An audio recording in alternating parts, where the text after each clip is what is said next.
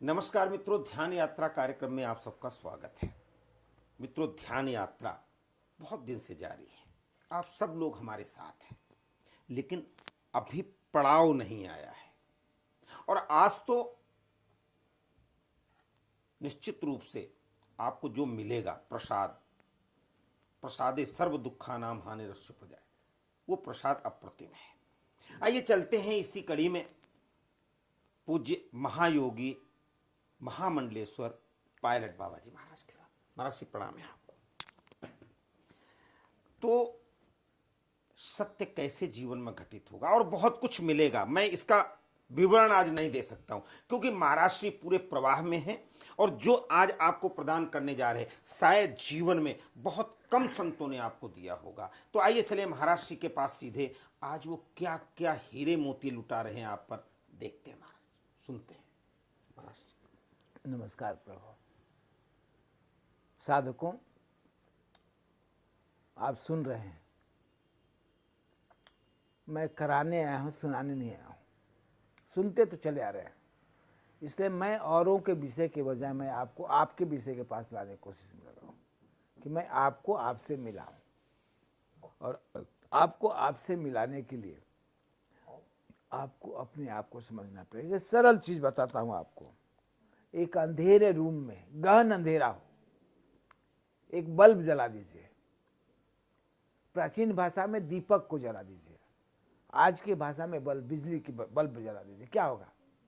सारी चीजें प्रकाशित हो जाएगी, सब कुछ दिखाई पड़ेगा। यही इनलाइटनमेंट है, यही रियलाइजेशन है, यही अंडरस्टैंडिंग है, यही साक्षात्कार है। छोटी सी चीज, अंधेरे में प्रकाश, दीपक को जल जाना और सभी कुछ प्रकाशित हो जाना। आप अंधेरे में हैं, आपका जीवन अंधेरे में है, और वह जीवन रफ्ता रफ्ता किसी न किसी विषयांतर से लग करके आपको सुखी बना रहा है, दुखी बना रहा है। ये सारा ब्रह्मांड अंधकार से प्रकट होता है, प्रकाश से नहीं। अंधकार है जिसे हम आप तमस कहते हैं, डार्कनेस कहते हैं। तमस हमेशा है, हमेशा रहेगा, और आज भी है, कल भी रहेगा। तमस से ही निर्माण होता है और तमस से ही विनाश होता है। आप जानते हैं, सत्य के प्रतीक ब्रह्मा जी हैं, रजस के प्रतीक विष्णु जी हैं, और तमस के प्रतीक शिव जी हैं। हमारी ये भाषा है, वैज्ञानिक भाषा, इसको इलेक्ट्रॉन, प्रोटॉन, न्यूट्रॉन कहते हैं। एक सक्रियता पॉजिटिव का विज्ञान है, एक निष्क्रियता नेगेटिव का विज्ञान है, और एक वैषव्य, दोनों में समान स्थिति बना करके न्यूट्रॉन बन जाने का विज्ञान है। भगवान शिव आपको तटस्थ है, अपने आप में बैठे हुए, इसलिए समाधि में शिव ही प्रवेश करते हैं, विष्णु नहीं, ब्रह्मा नहीं। शिव के कृपा से ब्रह्मा विष्णु को ध्यान लग जाता है, रचना प्रारंभ होती, सक्रियता प्रारंभ होती है। आप समाधि में जब तक से नहीं बैठेंगे, मैं उस समाधि की बात नहीं कर रहा, तन की, मन की, बल बुद्धि की समाधि की बात नहीं कर रहा, आपकी समाधि की बात कर रहा हूं। मेरे समाधियों पर, मेरे द्वारा सिखाए गए, मेरे द्वारा लगाए गए समाधियों पर बहुत से विद्वान ने बहुत प्रयोग किया है, बहुत से बुद्धिजीवों ने उंगली उठाने की कोशिश की है। कोई मतलब नहीं रहता है, क्योंकि मैंने आपसे थोड़ी देर पहले कहा है कि जब ऊर्जा बहती है तो दो दिशाओं की ओर बढ़ती है। एक तो इसलिए जब सूर्य का उदय होता है तो उसे अग्नि में पैदा होता है, उससे सोम भी पैदा होता है। जब सृष्टि बनती है तो उसमें सृष्टि भी का प्रकरण भी है और विनाश का प्रकरण है। आपकी जीवन यात्रा है, इसमें सुख भी है, दुख भी है, और जीवन यात्रा का प्रारंभ भी है और अंत भी है।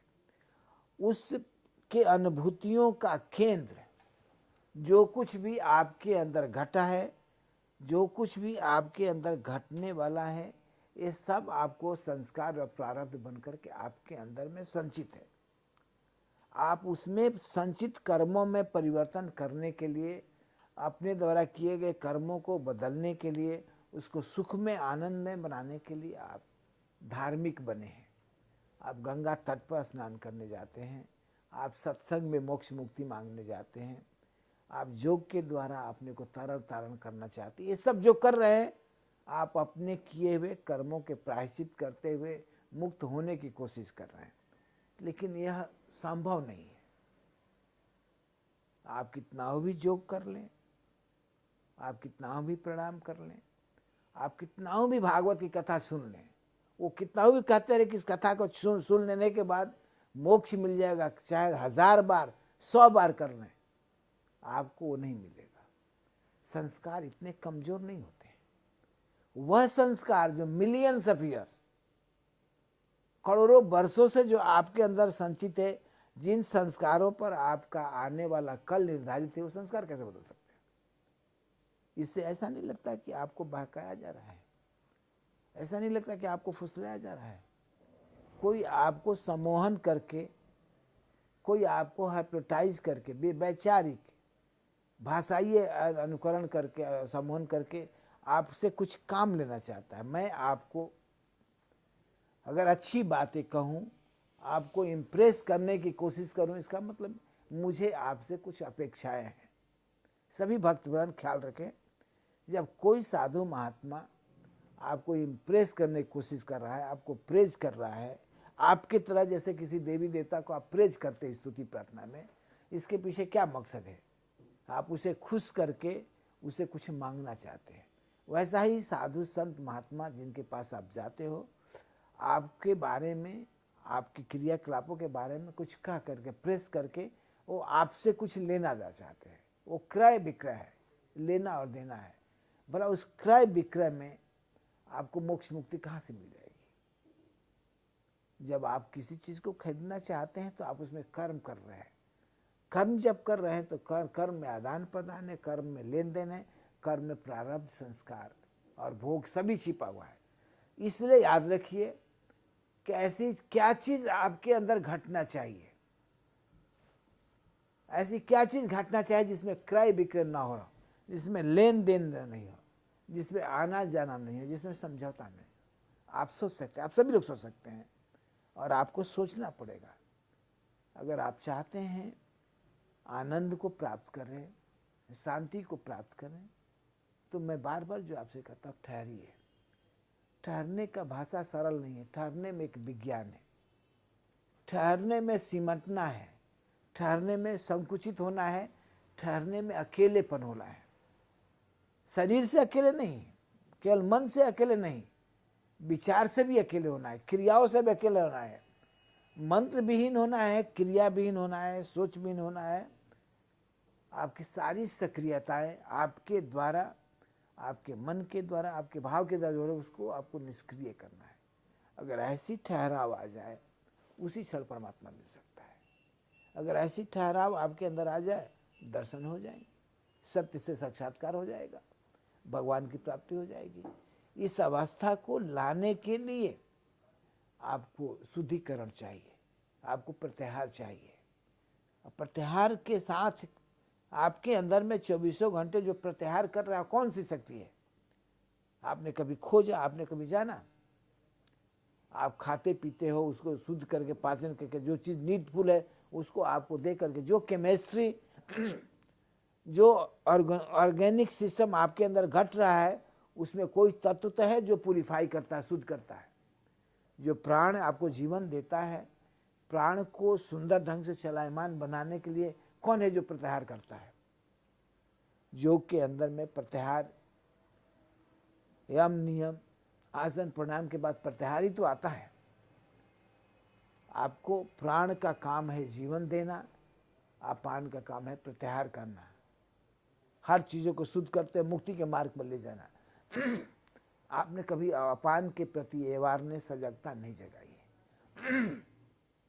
इसलिए मैं आपसे कहता हूं कि आपका जो सिस्टम है, आपके अंदर जो ऑर्गेनाइजेशन है, आपके अंदर जो चीज़ बना हुआ है, वो महान साइंटिफिक प्रक्रिया है। उसमें सब कुछ ऑर्गेनाइज वे में, सिस्टमेटिक वे में आपको मिला हुआ है। केवल आप अपने क्रियाशीलता को बदल करके अपने अंदर लौटने की कोशिश कीजिए। वह परमात्मा, वह आनंद, वह प्रभुता आपके भीतर में है, जिसकी खोज आप कर रहे हो। किसी पुल के माध्यम से आप जाना चाहते हो, किसी ट्रांसपोर्टेशन के माध्यम से आप कहीं जाना चाहते हो, कि कहीं दूरी की तय कर रहे हो, किसी गुरु के पास जा रहे हो, किसी शिष्य के पास जा रहे हो, किसी वैज्ञानिक के पास जा रहे हो, किसी ऑफिस में किसी बड़ों के पास जाकर के अपने सुख सुविधाओं को सुलभ करने के लिए क्रिया प्रधान होकर के पद प्रतिष्ठा से जुड़ करके आप काम करना चाहते हो, ये आपके जीवन लीला है। इस जीवन लीला में उतार चढ़ाव तो आता रहेगा। धार्मिक सारी विधियों को जिसको आपने अपनाया वह भी जीवन की प्रक्रिया है, जीवन लीला है। उसमें आपको सत्य नहीं घटेगा, उसमें आपको मोक्ष नहीं मिलेगा, उसमें मुक्ति, वो व्यक्ति को भी मोक्ष मुक्ति नहीं मिलेगी जो कर रहा है। बुरा ना माने, जो सदियों से युगों से वर्षों से कहता चला रहा है इसे सुन लो, इसे कर लो तो इन्हें मोक्ष मिल जाएगी, मुक्ति मिल जाएगी, संभव नहीं है। जीवन विज्ञान में जो प्रकृति लय व्यवस्था है यह कभी आपको अवसर नहीं देती। इसलिए यह सब जब आपके अंदर में क्रिया विहीनता नहीं आएगा, आपके अंदर में सोच विहीनता नहीं आएगा, विचार विहीनता नहीं आएगा, आपके अंदर में ठहराव नहीं आएगा, घटेगा नहीं, इनलाइटनमेंट नहीं होगा, रियलाइजेशन नहीं होगा, समझ में आ जाएगा, आप एक्नॉलेजमेंट से जुड़ जाएंगे, जो जितना जानते हैं उसे कुछ अधिक जान जाएंगे। आपको यही सुनाया जाता, अधिक जान लीजिए, समझ करके कुछ कीजिए। उनके कहने का मकसद यह नहीं है, वो आपको समझाना चाहते हैं उन घटित घटनाओं को जो राम के युग में, कृष्ण के युग में, हरिश्चंद्र के युग में जो घटनाएं घट चुकी है, उन घटनाओं के माध्यम से आपको एक संदेश दिया जाता है कि अगर आप अपने जीवन में इस चीज़ को उतारेंगे तो आपके साथ श्रेष्ठताएँ महानताएँ जुड़ जाएगी। वैसा होने की बात वो नहीं कर रहे हैं क्योंकि वो हुए ही नहीं है।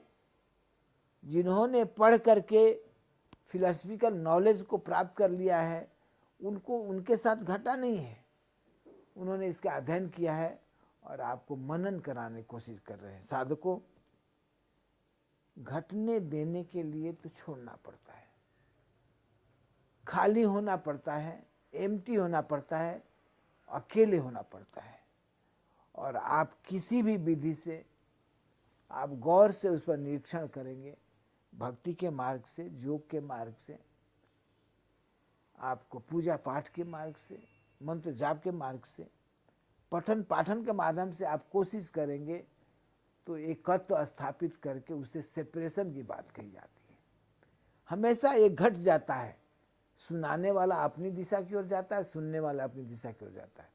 आप कथा में जाते हो, आप सुनते हो, गौर से तहे दिल से सुनते हो, आपका रोए रोए खिल जाता है, आप में आपको विवलता आ जाती है, गदगदपन आ जाता है।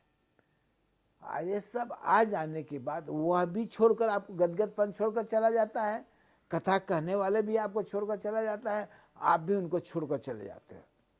जो सेपरेशन, जो अलगाव की विधि है वो परम शांति, परम सुख, परम आनंद, परमात्मा को घट जाने की विधि है।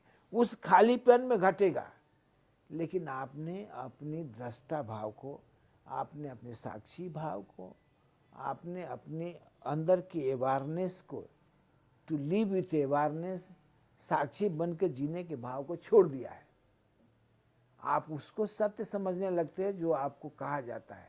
जो सत्य घटने वाला है उसके प्रति आप साक्षी नहीं हो। यह आपकी अपनी भूल है जो दूसरे के ऊपर डाल करके आप भटकते चले जा रहे हो, सारी जिंदगी भटकते रहोगे। जब तक से जीवन यात्रा के विज्ञान को, जीव के जीव पथ पर यात्रा करने के विज्ञान को, जब तक से धर्म की महत्ता को, ध्यान यात्रा की महत्ता को नहीं समझेंगे, घटने नहीं देंगे, घटने के लिए खाली नहीं होंगे, तब तक से असंभव आपके लिए नहीं। इसलिए मैं आपके साथ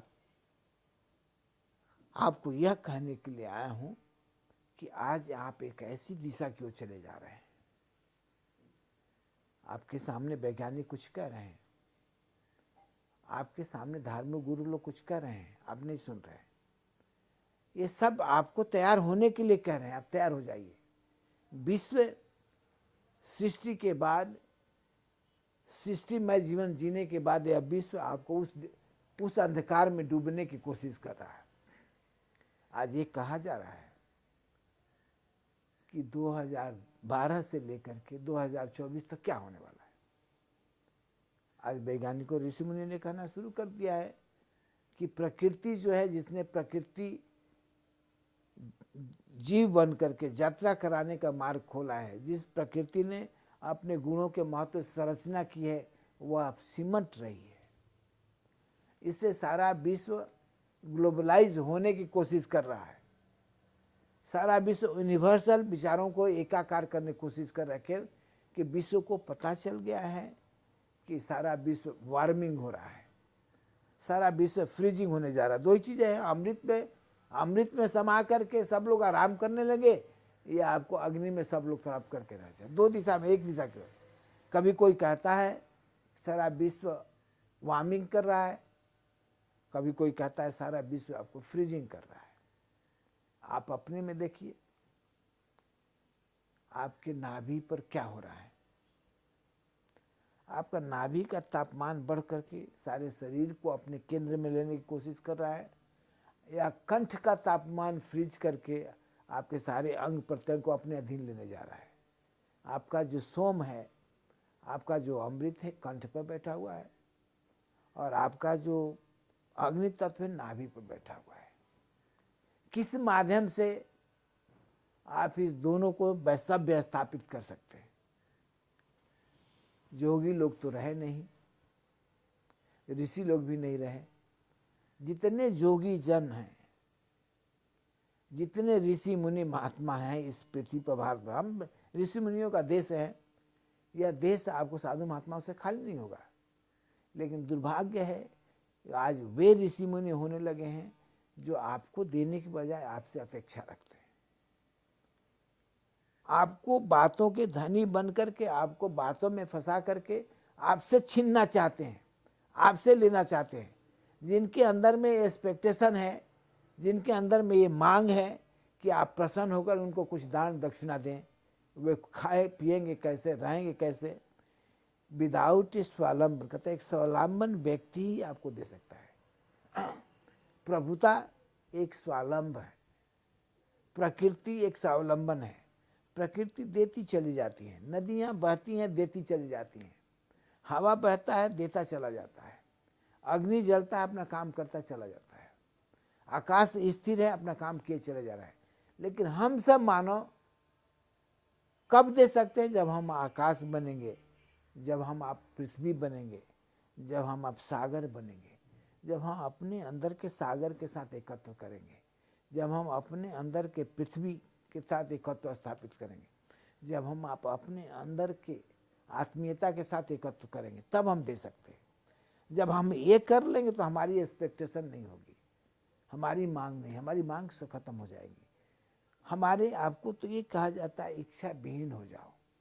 दुर्भाग्य की बात है। इच्छाओं के अधीन तो कर्म है, गति है, जीवन है, और उस इच्छाओं को छोड़ देने की बात की जाती है और अपने को इच्छा युक्त होने की बात की जाती है। इसलिए आप सबको सतर्क होना पड़ेगा कि क्या कहा जा रहा है, क्या कह रहे हैं, और अब क्या लेने की, क्या देने की बात कर रहे हैं। अगर मैं योगी हूँ, मैंने आपको त्याग किया है, मैंने अपने तपस्या किया है, लेकिन सच मानिए उन तपस्याओं से अधिक महत्वपूर्ण जो गुफाओं में, हिमालय की गुफाओं में, हिमालय कंदराओं में तपस्या करने के बजाय मैं आपसे कह सकता हूँ, आप अपने हृदय रूपी गुफा में प्रवेश करने की कोशिश कीजिए। आपके हृदय रूपी गुफा में अगर प्रवेश कर जाएंगे, वह गुफा मन के पहुँच से परे है, वह गुफा आत्मीय प्रकाश में आता है। हृदय रूपी गुफा में अगर प्रवेश कर जाएंगे, आपका करुणा, आपका वात्सल्य, आपका प्रेम, आपका भक्ति, आपका योग निपुणता को प्राप्त कर जाएगा। हृदय ही मार्ग है परमात्मा तक जाने का, परम तक जाने का। ये सब आपके पास सरल विधियां हैं, लेकिन याद रखिएगा, आपको अध्ययन करना पड़ेगा कि आपका शरीर 5 कोशाओं में बंद है। 5 कोशाएं जिसे हम कहते हैं अन्नमय कोश,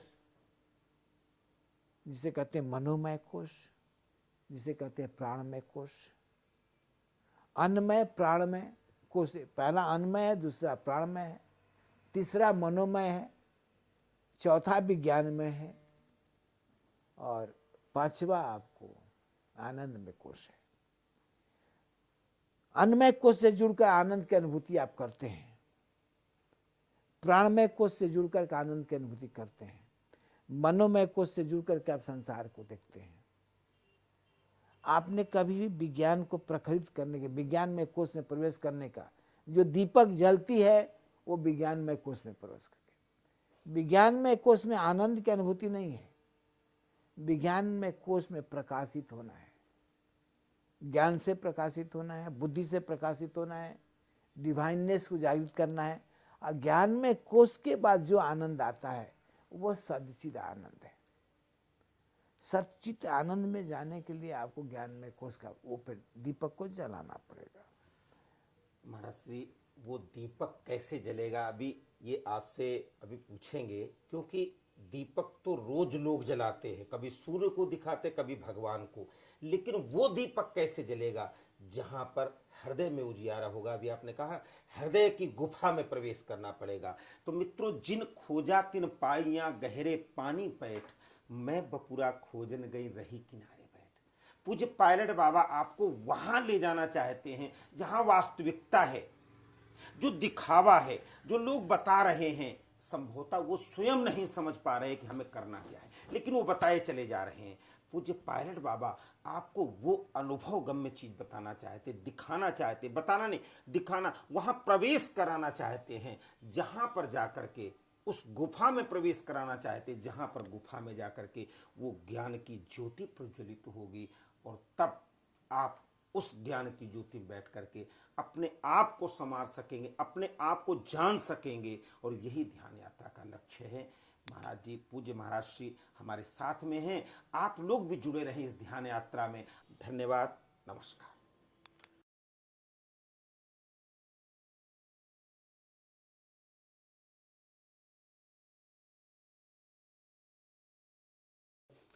नमस्कार मित्रों, ध्यान यात्रा कार्यक्रम में आप सबका स्वागत है।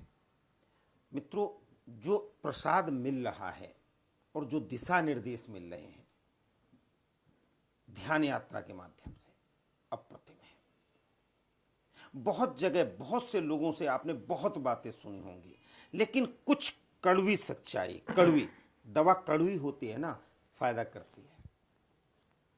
आज भी ध्यान यात्रा में ले चलने के लिए हमारे साथ मौजूद हैं परमादरणीय परम पूजनीय महायोगी पायलट बाबा जी महाराज। तो आइए चलें, उस ज्ञान की ज्योति का प्रज्वलन कैसे होगा, कैसे जलेगी वो ज्योति जिसके प्रकाश में बैठ करके हम सारे कार्य कर सकेंगे और सत्य को घटित कर सकेंगे।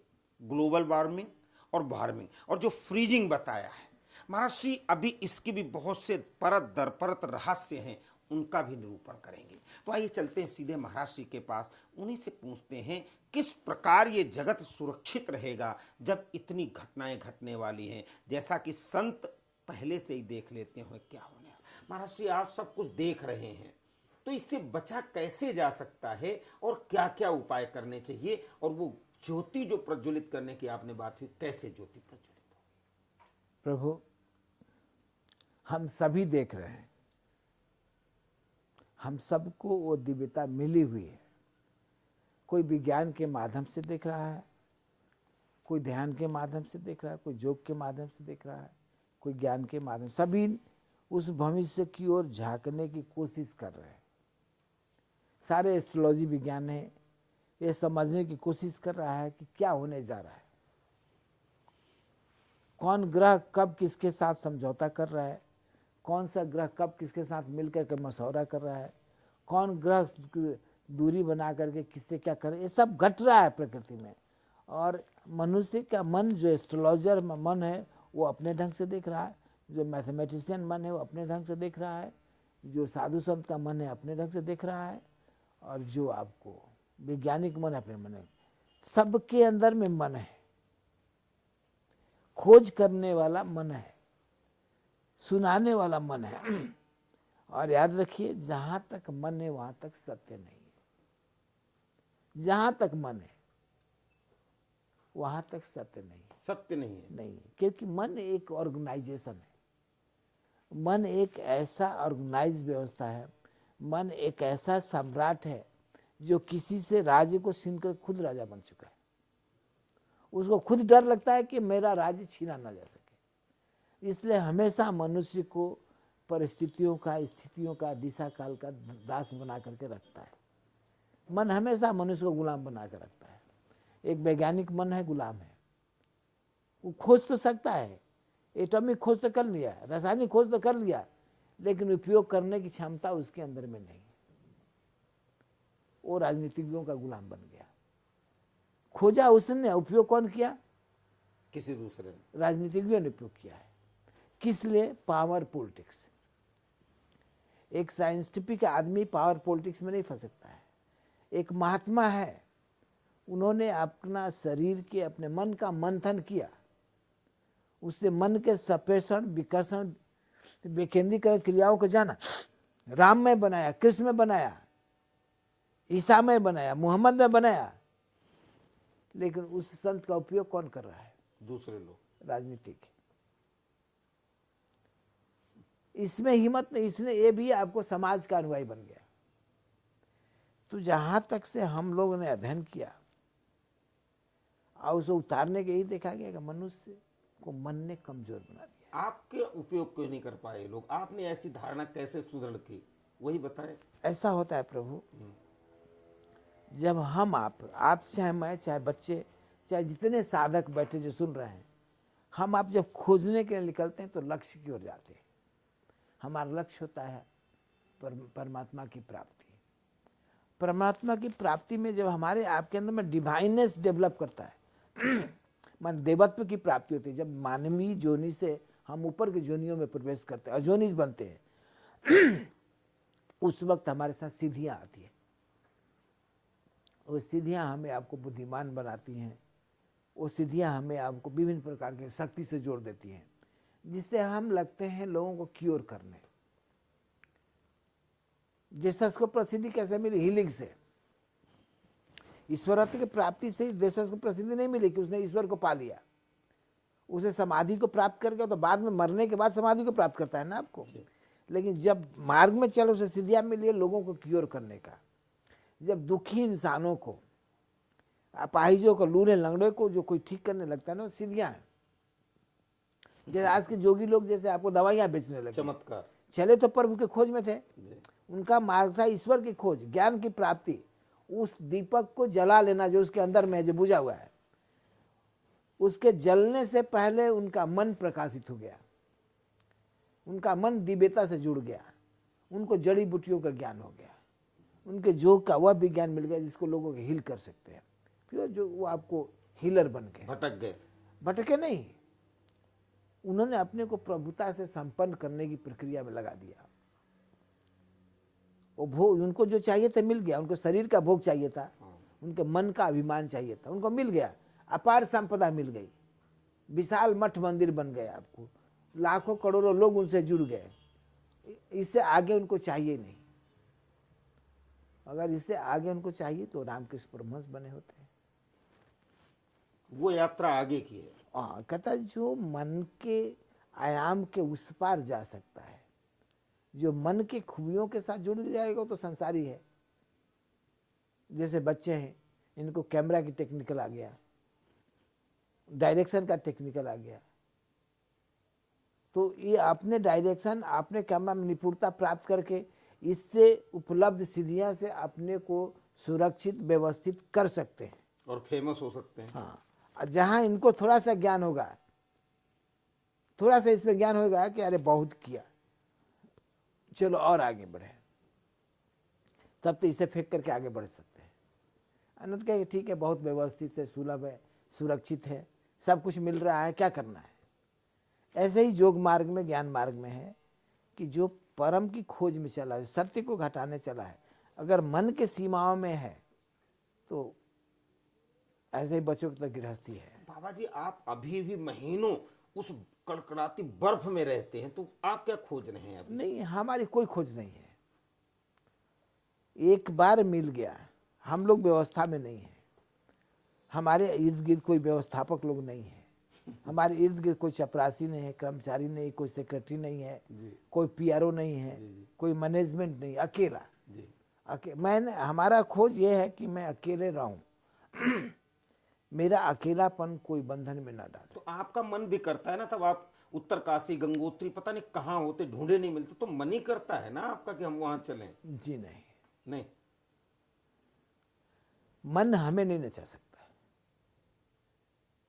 मन की इच्छा नहीं, मन की इच्छा तो व्यवस्था है। कौन सी ताकत है? आपके अपने आत्मीय बल, आत्मीय। आत्मसंकल्प। एक बार आपने कह दीजिए उस बल से जुड़ करके, आत्मसंकल्प से जुड़ करके कि हमारे साथ वही अवस्था बनी रहे जो समाधि है। समाधि से प्राप्त सिद्धियों की नहीं, समाधि मन की भी समाधि होती है।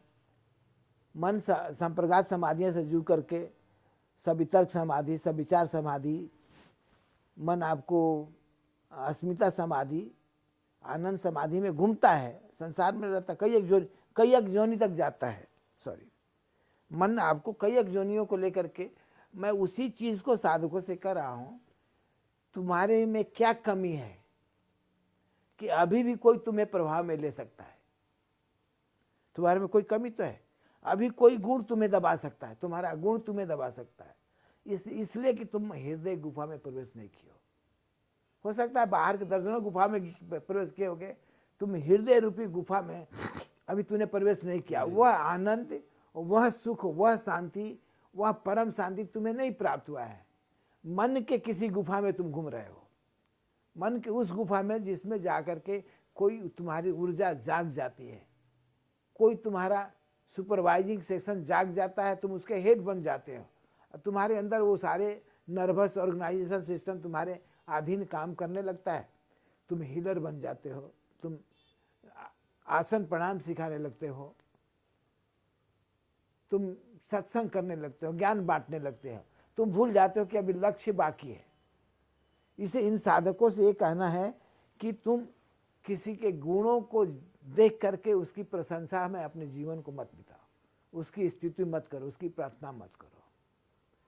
अगर तुम मान लो तुम काली की पूजा कर रहे हो, तुम दुर्गा की पूजा कर रहे हो, तुम राम की पूजा कर रहे हो, तुम कृष्ण की पूजा कर रहे हो, ठीक है, करना ठीक है। पूजा एक व्यवस्था है, पूजा में एक मेथड छिपा है, पूजा में एक दार्शनिकता छिपा है। पूजा तुम्हें एक निर्देश देता है कि इस शक्ति के माध्यम से तुम परम शक्ति को जुड़ सकते हो। कृष्ण महाभारत में सखा बन कर काम कर रहे हैं, कृष्ण महाभारत में आपको प्रेमी बनकर काम कर रहे हैं, भाई बनकर काम कर रहे हैं, लेकिन कृष्ण को जब जरूरत होती है तो ब्रह्म बन जाते हैं। लेकिन बाबा जी, आज तो जो गुरु मंत्र देता है वो तो यही कहता है केवल मेरे अंगूठा धो के पियो या मेरा कहना मानो और कुछ करो ही ना। आज तो यही हो रहा है सब कुछ। ये तो गुरुओं की महाबेवकूफी है। वो गुरु जो ये बात कहता है महाबेवकूफ आदमी है। वो भक्तों को नहीं बेवकूफ बना रहा है, अपने को बेवकूफ बना रहा है, क्योंकि वो आपको अन्नमय कोष के अंदर जी रहा है। वो अन्नमय कोष के अंदर में ही सब कुछ पा लिया, लेकिन उसकी परिधि अन्नमय कोष ही है। वह एक ऐसे कंटेनर में, एक ऐसे डिब्बे के अंदर बंद हो गया है जिसका सुख सीमित है ना, और उसके साथ अपने को बेवकूफ बना रहा है। उसके बाद तो लोग निकल ही जाएंगे, उसको छोड़ ही जाएंगे, छोड़ जाएंगे, 100% छोड़ जाएंगे, क्योंकि जब उनको ये मालूम होगा इस व्यक्ति के स्पर्श करने से हमें कुछ नहीं मिल रहा है, ये बल्कि हमारा ही शोषण कर रहा है, हमसे ले रहा है, तो छोड़ ही जाएंगे, आगे को बढ़ जाएंगे, किसी दूसरे के पास चले जाएंगे जो ये कर रहा है। यही होता है। कैसे छुटकारा मिले? नहीं, छुटकारा जब इनको समझ में आ जाएगा, ये लोग हैं ना, इनको समझ में आएगा कि वह सुख, वह शांति, वह आनंद, वह सत्य मेरे में घटेगा, मिलकर नहीं घटेगा। कोई मेरे से मिल करके घटाना से नहीं घट सकता है। शक्तिपात हो सकता है, ऊर्जा का स्फुरण, जागृति होकर के संवेदनाएं हमारे विब्रेट कर सकता है, लेकिन वह सत्य जो उसको अनुभव करेगा उसके अंदर घटना चाहिए। बाबा, कोई ध्यान बैठा होता, आप उसका स्पर्श कर लेते हैं और वो कहता है हमें आनंद आ गया, हमारा मन बिल्कुल ध्यान में चला गया किसका? आपके स्पर्श से। तो ये आपके अंदर ये कला है, सबके अंदर ये कला क्यों नहीं? नहीं प्रभु नहीं, उसको आनंद किस अवस्था पर आया? जब आपका ध्यान, आपने, मैं देखा है गंगोत्री में, जब वो बैठते हैं, आप स्पर्श करते हो, आप उनका स्मरण करते हो, तो वो कहते हैं कि हाँ मुझे कुछ अद्भुत लगा, अलग से लगा। वो ठीक है, लेकिन ये तो कोई भी ऊंची अवस्था को प्राप्त व्यक्ति कर सकता कर सकता है। है। उसमें ऊर्जा का ट्रांसफॉर्मेशन है, जी जी स्फुरण है, ऊर्जा का जागृति, जिसको शक्तिपात किया जाता जी जी जी शक्तिपात। है। इसमें सत्य तो नहीं घटता ना, जी जी वो आदमी उस ऊर्जा से प्रभावित होकर उद्वेलित हो गया, जागृत हो गया, जी विवल हो गया, गदगद हो गया, थोड़ी देर के बाद खत्म हो गया। फिर बार बार कोशिश करके बाबा ने छुआ था वो मिल जाए, बाबा ने छुआ था वो समय वही चीज मिल जाए, बार बार यही कोशिश करेगा, इसी प्रयास में समय कटता रहेगा। फिर बार बार पूछे बाबा उस दिन जैसा नहीं हुआ, जिस दिन आपने दीक्षा दिया था जैसा लगा था वैसा अभी नहीं हुआ। एक मेमोरी तो हुआ है कि स्मृति तो हुआ, सत्य तो नहीं हुआ ना। सत्य घटेगा तो कभी भुला ही नहीं सकते, असत्य अपने आप में घटना चाहिए। लेकिन उसका मार्गदर्शक तो कोई होगा ना। मार्गदर्शक तो नदियां हैं, मार्गदर्शक प्रकृति का कौन सा कण है? हवा बह रहा है, मार्गदर्शक है। मार्गदर्शक आकाश से धारण किया, सारा ब्रह्मांड को धारण किया हुआ आपको, अपने लिए कुछ भी नहीं। कहता प्रकृति तो हर रूप में मार्गदर्शक है, गुरु के रूप में प्रकृति। गुरु की महत्ता को इतना बढ़ा दिया गया है कि व्यक्ति गुरु का गुलाम बन गया है। आप वास्तव में बहुत आज बिल्कुल एकदम खुल के बोल रहे हैं बाबा जी, बहुत अच्छा। अलंकृत शब्दों में हमें इतना सुशोभित करके जी रख दिया जाता है बिल्कुल ठीक है कि गुरु अहंकार में भटक जाता है और आपको भगत उस अहंकार की पुष्टि करने में रह जाता है, चेला उसी में लगा रहता है। खत्म हो जाता है जो दोनों का जीवन। इससे उस गुरु से महत्वपूर्ण उसका गद्दी हो जाता है। उस गद्दी पर जो बैठता है वो महत्वपूर्ण हो जाता है, क्योंकि राजा का चेयर तो हो गया। चाहे ज्ञानी हो या ना हो, किसी व्यक्ति को राजा के चेयर पर बैठा दीजिए, राजा वो हो। गधा क्यों ना हो, वो आपको उसकी पूजा होगी। उसी तरह से एक प्रथा चली है जो सांप्रदायिक है ना, और वो हमेशा व्यक्ति की पूजा करवाती रहती है, क्योंकि व्यक्ति उस संप्रदाय का हो गया है, व्यक्ति उस संप्रदाय के विचारों को धो रहा है, व्यक्ति उस धर्म का अनुयायी बन गया है। इसे हिंदुस्तान में ने विश्व में कितने धर्म बन गए, कितने संप्रदाय बन गए, छोटी छोटी बातों के लिए झगड़ा झंझट है, और वो भगत लोग उस बात के लिए पुष्टि में झगड़ते हैं। तो हमें उनका विरोध नहीं है, हमें हर दर्शक, हर दार्शनिक, हर भक्तों का विरोध है कि तुम मूर्ख क्यों बन रहे हो, तुम क्यों नहीं समझ रहे हो, तुमने उनको भगवान बनाया है। समझ रहे ना, भक्तों ने उसको भगवान बनाया है। मंदिर की पूजा भक्तों के कारण होती है, भक्त न जाए मंदिर में तो पूजा होगा। पुजारी की महत्ता को भक्तों ने बनाया है। तो हमें आपको इसलिए सोचना, अपने तरह से सोचना पड़ेगा कि मैं 10 आदमी इकट्ठे होकर के एक को ऊर्जावान बना देते हैं, हम 150 आदमी मिलकर के एक ऊंच कोटि का पॉलिटिशियन बना देते हैं, और वो पॉलिटिशियन हमारे ऊपर शासन करने लगता है, हमारी भलाई के बजाय हमारा ही शोषण करता है। उसको बनाने वाला मैं हूं, ये सोचते नहीं हूं। वो क्षमता मेरे में है, मैं उस वोट को छीन सकता हूं, मैं उसको डिस्कनेक्ट करके मैं अपनी जागृति में आ सकता हूं। इस बात को समझाना पड़ेगा कि तभी तुम अपने अंदर के उस दीप को जला सकते हो, जब तुम लौटोगे, जब तुम ये पहचानोगे कि वह मेरा मन नहीं, मैं हूं। सुने ना, एक मैं मन है, एक मैं अस्मिता है, एक मैं सेल्फ है। एक व्यक्तित्व की बात करता है, एक व्यक्तित्व के अभिमान का बात करता है, एक समर्पण की बात करता है। बाबा जी, आज आपने जो रास्ता दिखाया है, रोमांचित हो जाते हैं, क्योंकि असली खरी खरी कहने वाले बहुत कम लोग रह गए हैं। मित्रों, बहुत से साधु संत महात्मा, बहुत से तथाकथित जैसे भी हैं, कहीं ना कहीं गुरुडम में फंसा देते हैं। जैसा महाराज श्री ने कहा, मेरा अपना इसमें कोई मंतव्य नहीं, जो महाराज श्री ने कहा संभवतः मुझे बहुत अच्छा लगा और आपको भी अच्छा लगेगा कि एक विचारधारा को हम ढोने वाले, बहन करने वाले बन जाते हैं। आपका ये संप्रदाय है, आप इससे बाहर नहीं निकलेंगे, इन्हीं को देखेंगे, इन्हीं को सुनेंगे, इन्हीं की मानेंगे, इन्हीं की कहेंगे, और इनके अगर कहीं अवगुण होंगे उनको नहीं कहेंगे, केवल गुण ही गुण कहेंगे। तो ये तो रावण का दरबार हो गया।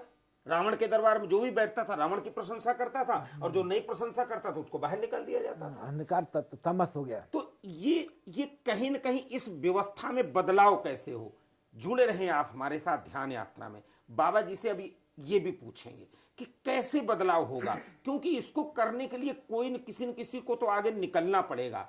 बाबा जी तो निकल पड़े हैं, लेकिन आप लोग इस चीज को कितना आत्मसात कर पाएंगे, तभी तो ध्यान यात्रा में चल पाएंगे ना साथ में, कि कहीं ना कहीं बदलना पड़ेगा।